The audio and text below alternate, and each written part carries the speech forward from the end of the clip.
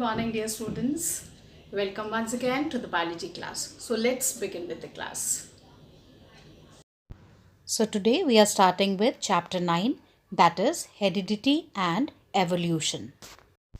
Topics that are to be covered in this chapter are introduction, types of variations, that is somatic variation and gametic variation, accumulation of variation during reproduction, variations in asexual reproduction, variations in sexual reproduction, importance of variation, Mendel and his work on inheritance, and 7 pairs of contrasting characters in garden P. Mendel's experimental material, monohybrid cross, pure or homozygous condition, heterozygous condition, observations of monohybrid cross and conclusions, then dihybrid cross, phenotypic ratio, observations and conclusions. How do these traits get expressed? Then sex determination, factors responsible for sex determination and sex chromosomes. So first of all, students, try to understand what is genetics and variation. Genetics deals with the study of heredity and variation, the transmission of characters or traits from one generation to the next generation is called heredity. The differences in the characters or traits between the parent and the offspring is called as variation. Types of variations. Variations are of two types, somatic variations and gametic variations. Somatic variation. It takes place in the body cells. It is neither inherited nor transmitted. It is also known as acquired traits. Examples, cutting of tails in dogs, boring of pinna, etc. Gametic variation takes place in the gametes or reproductive cells, inherited as well as transmitted, also known as inherited traits. Example, human height, skin color, etc. Accumulation of variation during reproduction. Variation occurs during reproduction whether organisms multiply sexually or asexually. Variations in asexual reproduction. Variations are fewer, occurs due to small inaccuracies in DNA copying, that is mutation. Variations in sexual reproduction. Variations are large, occurs due to crossing over, separation of chromosomes and mutation. Importance of variation. Depending upon the nature of variations, different individuals would have different kinds of advantages. For example, bacteria that can withstand heat will survive better in a heat wave. Main advantage of variation to species is that it increases the chances of its survival in a changing environment. Free earlobes and attached earlobes are two variants found in human populations. So now let's talk about Mendel and his work on inheritance. Gregor John Mendel started his experiments on plant breeding and hybridization. He proposed the laws of inheritance in living organisms. Mendel was known as father of genetics. The plant that was selected by Mendel for his experiments was garden pea. The botanical name for the garden pea is Pisum sativum. He used a number of contrasting characters for garden pea. These were the 7 contrasting characters what he has taken into consideration for his experiments on the garden pea. That is the flower color, flower position, then seed color, seed shape, pod color and height of plant. In each of these contrasting characters, he has mentioned which is the dominant trait and which one is the recessive. Now students, try to understand here what was the reason behind that Mendel chose garden pea plant for his experiments. It was because of these reasons: availability of detectable contrasting traits of several characters, short lifespan of the plant, normally allows self-fertilization but cross-fertilization can also be carried out, and large number of seeds that are produced. Mendel's experiments. Mendel conducted a series of experiments in which he crossed the pollinated plants to study one character at a time. So first of all, try to understand what is monohybrid cross. It was a cross between two plants, of course the pea plants, with one pair of contrasting characters, which is called as a monohybrid cross. For example, he has taken two parent plants, that is, one was tall pea plant and another was short. So in the first filial generation, he got all the plants which were tall. And when the selfing was done by taking these two tall plants, then in F2 generation, three plants were tall and one was short. So this is how monohybrid ratio came out to be 3:1. Here, try to understand, students, that both the tallness and shortness traits were inherited in the F1 plants, but only the tallness trait was expressed. Thus, two copies of the trait are inherited in each sexually reproducing organism. These two may be identical or may be different depending on the parentage.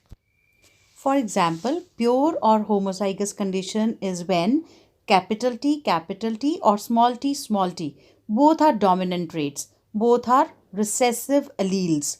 And heterozygous condition, that is the hybrid condition, in which one T is capital, another is the small t, that is one is dominant and one is recessive trait. Here, two more terms you have to understand, students. One is phenotype and another is genotype. Phenotype means physical appearance. Either they are tall or short, and genotype means genetic makeup. That either they are capital T, or their genetic address is capital T, or small t and small t. Therefore, according to this cross, the phenotypic ratio becomes 3:1, that is 3 tall and 1 short, and genotypic ratio becomes 1:2:1, that is capital T, 1 plant, capital T, small t, 2 plants, and small t, that is 1 plant. So finally, these were the observations of monohybrid cross. All F1 progeny were tall, no medium height plant was there.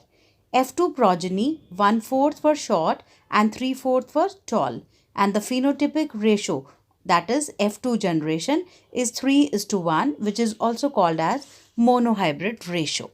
So finally, the conclusions drawn from the monohybrid cross are capital T and capital T and small t both are tall plants, while small t is a short plant. A single copy of capital T is enough to make the plant tall, while both copies have to be small t for the plant to be short. So here you have to understand finally that characters or traits like capital T are called dominant trait because it expresses itself, and small t are recessive trait because means suppressed. Now let's start with the next cross, which is dihybrid cross. A cross between two plants having two pairs of contrasting characters is called dihybrid cross. In the dihybrid cross, Mendel took two parent plants. One was having wrinkled yellow seeds and another was round green seeds. In the F1 generation, he obtained all round and yellow seeds. It means round and yellow traits of seeds were dominant features, while wrinkled and green were recessive. Then he self-pollinated the plants of F1 generation to obtain F2 generation. Here he obtained 4 different types of seeds: round yellow, round green, wrinkled yellow and wrinkled green in the ratio of 9:3:3:1. He concluded that traits are independently inherited. So, in the dihybrid cross, round and yellow seeds were 9, round and green seeds were 3, wrinkled and yellow seeds were 3, and wrinkled and green seeds were 1. Therefore, the dihybrid ratio becomes 9:3:3:1. Now, students, try to understand how do these traits get expressed. Cellular DNA is the information source for making proteins in the cell. A section of DNA that provides information for one protein is called the gene for that protein. So, our next topic now is sex determination. Determination of a sex of an offspring is known as sex determination. What are the various factors which are responsible for sex determination? Environmental and genetic. These are the factors responsible for sex determination. Environmental factors. In some animals, the temperature at which the fertilized eggs are kept decides the gender. For example, in case of turtle. And the next factor is genetic factor. In some animals like humans, gender or individual is determined by a pair of chromosomes which are called as sex chromosomes. In human beings, there are 23 pairs of chromosomes. Out of these, 22 chromosome pairs are called autosomes, and the last pair of chromosome that help in deciding gender of that individual is called sex chromosome. In case of humans, that is the females, the sex chromosomes are XX, and in case of males, the sex chromosome pair is XY. By this picture or the cross, you will be able to understand it very easily. Let's say there is a cross between father and mother, that is a male human and female human. Father will have the X and Y chromosomes, whereas mother is going to have X and X chromosomes. When the crossing will take place, there is a possibility that XY, that is son, and XX will be daughter. And in such kind of a cross, there is the ratio, that is 1:1 will be there. So there is 50% chance of producing a boy child and 50% chance is there of producing a girl child. Here students, you have to understand one thing very clearly, that the sex of the child will be determined by what is inherited from the father, not from the mother.